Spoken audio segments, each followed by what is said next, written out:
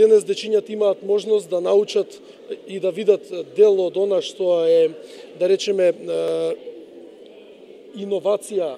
на Чешка и нешто што е култура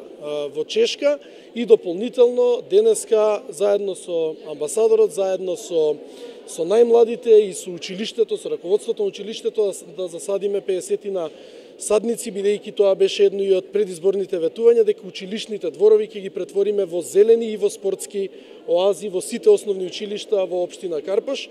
Задоволството е уште поголемо, бидејќи токму ова денеска го прават најмладите во училиштето, најмладите во Карпаш, односно нашите основци, нашите ученици денеска садат дрвца, гледаат дека има можност за рециклирање на електронски и електричен отпад и гледаат